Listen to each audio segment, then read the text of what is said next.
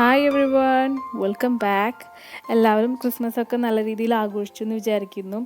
December അവസാനമൊക്കെ ആകുമ്പോഴത്തേക്കും എല്ലാവരുടെ വീട്ടിലും കലണ്ടറൊക്കെ കിട്ടി തുടങ്ങും. അപ്പോൾ നമുക്ക് ഈ കലണ്ടർ ഒരു കുപ്പിയുടെ മുകളിൽ ഇങ്ങനെ ചെയ്തെടുക്കാമെന്ന് നോക്കാം.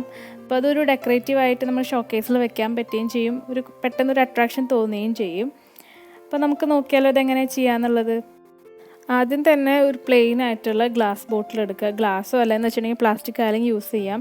അതിൻ്റെ മുകളിലേക്ക് അക്രിലിക് പെയിൻറ്റ്സ് വെച്ചിട്ട് നമുക്ക് ജസ്റ്റ് സ്പോഞ്ച് വെച്ചിട്ടോ അല്ലാന്ന് വെച്ചിട്ടുണ്ടെങ്കിൽ ബ്രഷ് വെച്ചിട്ടായാലും ഇങ്ങനെ പ്രസ് ചെയ്ത് കൊടുക്കുക. ഇതൊരു 3 പ്രാവശ്യമെങ്കിലും ചെയ്താൽ മാത്രമേ അതിൻ്റെ പെർഫെക്റ്റ് ആയിട്ടുള്ള ഫിനിഷിങ് കിട്ടുള്ളൂ. ഇനി വേണ്ടത് 2020 കലണ്ടറിൻ്റെ ഒരു പ്രിൻ്റ് ഔട്ടാണ്. അപ്പോൾ കളർ പേപ്പർ ആണെങ്കിൽ അതെടുക്കാം, അല്ലാന്ന് വെച്ചിട്ടുണ്ടെങ്കിൽ സാധാ ബ്ലാക്ക് ആൻഡ് വൈറ്റ് ആയാലും കുഴപ്പമൊന്നുമില്ല.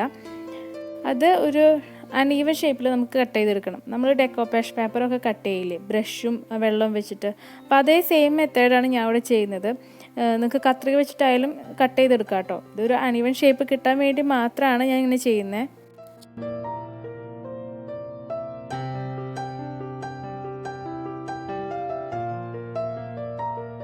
നേരത്തെ നമ്മൾ പെയിൻറ്റ് ചെയ്ത ബോട്ടിൽ ഇപ്പോൾ 3 കോട്ട് അപ്ലൈ ചെയ്തതിന് ശേഷം നന്നായി ഉണങ്ങിയിട്ടുണ്ട്. ഇനി നമുക്ക് നോർമലി ഡെക്കോപ്പേഷ് പേപ്പർ ഒട്ടിക്കുന്നത് പോലെ തന്നെ മോഡ് പോഡ്ജ് ഉണ്ടാക്കിയിട്ട്, അല്ലാന്ന് വെച്ചിട്ടുണ്ടെങ്കിൽ നോർമൽ ഫെവിക്കോൾ അപ്ലൈ ചെയ്താലും കുഴപ്പമൊന്നുമില്ല. ഇത് എന്നിട്ട് നമുക്ക് ബോട്ടിലേക്ക് ഒട്ടിച്ചു കൊടുക്കാം. ഞാനിപ്പോൾ ഫെവിക്കോളിൻ്റെ തിക്നെസ് കുറയ്ക്കാൻ വേണ്ടിയിട്ട് കുറച്ച് വെള്ളം കൂടി ആഡ് ചെയ്യുന്നുണ്ട് കേട്ടോ. ബോട്ടിൽ നമ്മൾ കലണ്ടറിൻ്റെ പീസ് ഒട്ടിച്ചു കൊടുക്കുമ്പോൾ 2 സൈഡിലും ഈ ഫെവിക്കോൾ അപ്ലൈ ചെയ്യാൻ ശ്രമിക്കുക. അതുപോലെ തന്നെ നന്നായി പ്രസ് ചെയ്തിട്ട് ഒട്ടിച്ചു കൊടുക്കുക.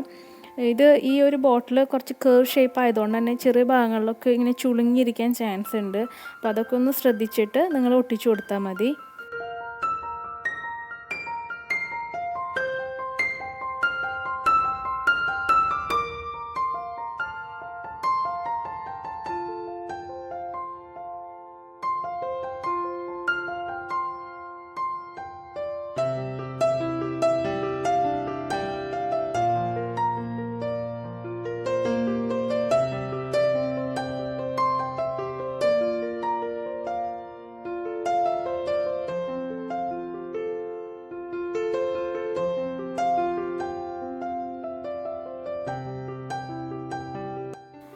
പേപ്പർ പീസ് ഒട്ടിച്ച ഭാഗങ്ങളിലൊക്കെ ചെറിയൊരു ഷെയ്ഡുകളിൽ വ്യത്യാസം വന്നിട്ടുണ്ടാവും.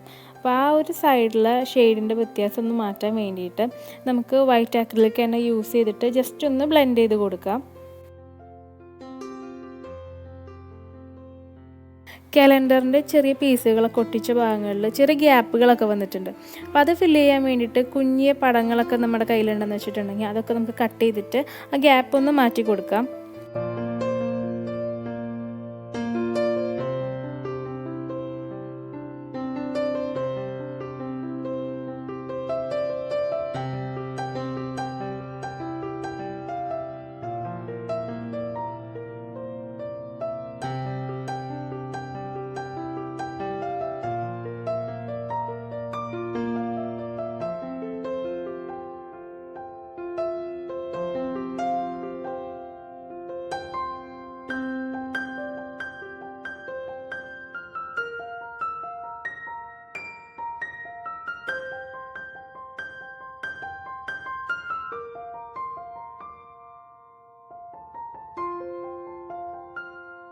പിക്ചേഴ്സൊക്കെ നന്നായി ഉണങ്ങിയതിന് ശേഷം മാത്രം നമുക്ക് 2020 എഴുതി കൊടുക്കണം.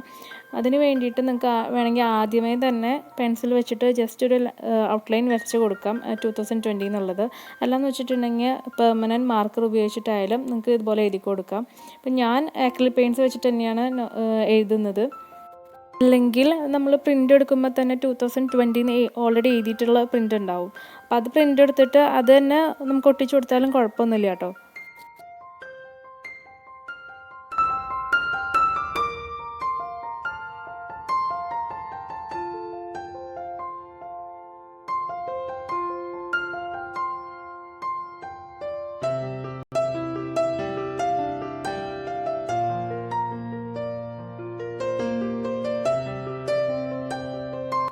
കലണ്ടർ ബോട്ടിൽ ഇപ്പോൾ റെഡി ആയിട്ടുണ്ട്.